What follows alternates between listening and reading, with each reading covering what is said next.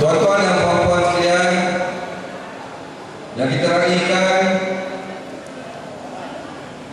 yang berhormat Datuk Haji Mahfuz Omar Ahli Parlimen Pokok Sena, yang berbahagia Datuk Dr. Chua Chui Meng, Ketua-Ketua Kampung, dan yang paling penting sekali pengundi-pengundi penduduk Kampung Asam Kuala Tunggu. Bagi tepukan yang gemuruh.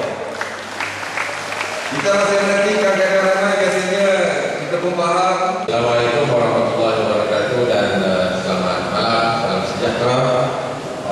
Bismillahirrahmanirrahim. Alhamdulillahirabbil alamin. Wassalatu wassalamu ala sayyidina Muhammad wa ala alihi washabbihi ajmain. Yang mulia Saudara Kursi, Bahagia Datuk Dr. Chua Chui Meng, bekas Menteri Kesihatan Malaysia, dan sekarang ini merupakan ahli Majlis Pimpinan Tertinggi Parti Keadilan Rakyat Malaysia, pimpinan Parti Keadilan, pimpinan PAS, pimpinan DAP, pimpinan masyarakat, tuan-tuan dan puan-puan, saudara-saudara dan saudara-saudari yang dihormati sekalian. Pertama sekali saya bersyukur kerana dapat berjumpa dengan tuan-tuan pada malam ini dalam satu campaign, bukan pra-campaign, bukan campaign, dalam siri pra-campaign dan raya yang akan berlangsung bermula dengan penamaan calonnya pada 17 hari bulan ini dan hari mengundinya pada 25 April nanti. Jadi saya kira bahawa ini merupakan satu cabaran bagi penduduk-penduduk, pengundi-pengundi di Hulu Selangor ini untuk memperlihatkan satu sikap mereka terhadap perkembangan politik yang berlaku di akhir ini. Tuan-tuan dan saudara-saudara yang dihormati sekalian, saya kira bahawa pilihan raya ini merupakan ketentuan Tuhan untuk diadakan pilihan raya bagi memberi peluang kepada rakyat membuktikan ataupun bagi memberi peluang kepada rakyat untuk memberikan satu mesej dan signal yang jelas kepada UMNO dan Barisan Nasional yang ternyata gagal dalam melakukan takbiran dan pengurusan terhadap negara kita ini. Sebab kalau kita lihat bahawa UMNO dan Barisan Nasional yang sering memainkan isu lompat dan sebagainya mempengaruhi melalui proses amalan rasuah membeli wakil-wakil rakyat yang ada dalam negara kita ini. Dan bila kita tuntut supaya mereka yang lompat kaki ini untuk melepaskan jawatan bagi memberikan kembali mandat itu kepada rakyat untuk membuat penentuan sama ada dakwaan mereka Pakatan Rakyat ini sudah lumpuh ataupun tidak, kita nampak bahawa mereka tidak bersedia untuk melepaskan jawatan mereka sebagai ahli parlimen ataupun ahli Dewan Undangan Negeri. Jadi Tuhan Allah Subhanahu Wa Taala mentakdirkan bahawa pelaku kematian kepada ahli parlimen Datuk Waraham Datuk Dr. Janan Abidin di Hulu Selangor ini untuk membolehkan masyarakat dan rakyat memberikan satu pernyataan bahawa mereka tidak bersedia melihat bagaimana politik background di kalangan ahli-ahli parlimen yang tidak bermaruah, yang lompat meninggalkan perjuangan dan mengkhianati perjuangan rakyat dalam negara kita ini. Jadi ini merupakan peluang yang terbaik bagi saya bahawa rakyat di sini, walaupun ahli parlimen di sini tidak lompat, tetapi sebenarnya keputusan tuan-tuan untuk menekankan undi bagi memilih calon daripada Pakatan Rakyat, daripada Parti Keadilan, yaitu Datuk Dain Raidati, ialah sebagai satu signal untuk nak beritahu kepada mereka yang lompat kaki dan kepada pimpinan UMNO dan Barisan Nasional yang bertanggungjawab untuk memberi mereka bahawa rakyat menolak perbuatan tidak bermoral dan perbuatan yang dianggap sebagai bankrupt dan muflis politik UMNO dan Barisan Nasional. Jadi ini saya kira sebagai peluang yang terbaik untuk rakyat memperlihatkan sikap mereka. Sebab bagi saya tuan-tuan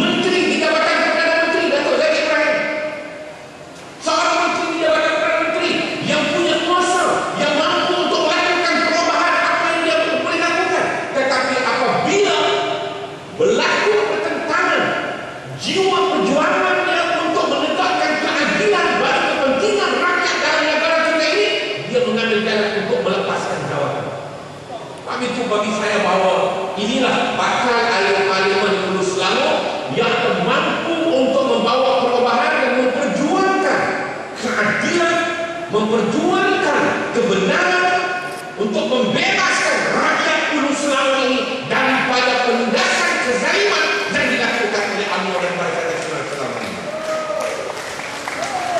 UMNO Barisan Nasional nak buat pembangunan, nak umum pembangunan, kita tunggu wakil rakyat mati. Ini apa punya pembangunan dalam negara kita? Apa punya model pembangunan ekonomi dalam negara kita? Model pembangunan ekonomi, model ekonomi apa nama?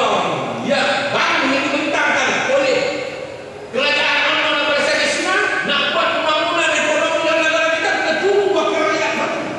Kalau wakil rakyat tak mati, tak ada pembangunan. Bila wakil rakyat mati, sekolah 4 buah dah dibina di Hulu Selangor. Bila wakil rakyat mati, diumum akan bina sekolah 4 buah sekolah di Hulu Selangor. Padahal sekolah yang lebih teruk berlaku di mana? Ada di mana? Di Sarawak. Sepatutnya itulah prioriti mereka. Sekolah di situ tak ada. Kenapa mereka umum? Kenapa? Sekadar untuk memberikan satu gambaran seolah-olah keprihatinan kerajaan dalam usaha untuk memberikan pembangunan kepada rakyat di Hulu Selangor.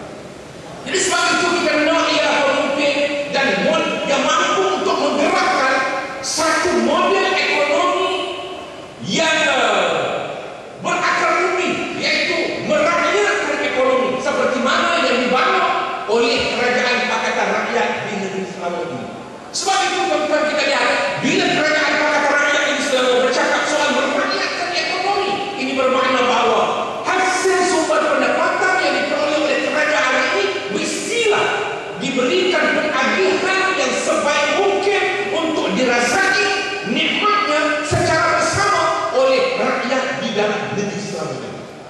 Sebab itu saya tengok tuan-tuan berkuah bila dapat berkaitan dengan isu air, isu pemotongan dan air berapa? 20 kubik meter padu RM11 saya. Ini sesuatu yang tak pernah dapat. 53 tahun tuan-tuan duduk di bawah UMNO dan Barisan Nasional. Ada yang kita dapat? Ya. Ini program merakyatkan ekonomi. Sebab kita akui bahawa sumber pendapatan yang diperoleh oleh kerajaan ini mestilah dialihkan secara yang adil. Tapi malangnya tuan-tuan bahawa dalam negara kita ini, kerajaan Barisan Nasional sekarang ini sedang berusaha untuk mengurangkan subsidi yang diberikan kepada rakyat.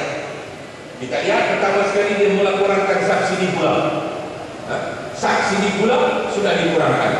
Kenapa? Karena dia anggap bahawa subsidi yang diberikan kepada rakyat itu membebankan mereka. Kedua, sekarang dia mengatakan bahawa subsidi minyak masak juga akan dikurangkan. Subsidi minyak petrol, diesel dan gas juga akan dikurangkan. Sekarang harga sebenarnya, kalau dulu kita boleh beli harga minyak yang lebih murah, sekarang akan nama perstrukturan semula, lalu kita dipaksa untuk membeli harga minyak yang lebih mahal sekarang ini. Dan saya fahamkan bahawa mungkin dalam 2-3 bulan akan datang ini, harga minyak yang baru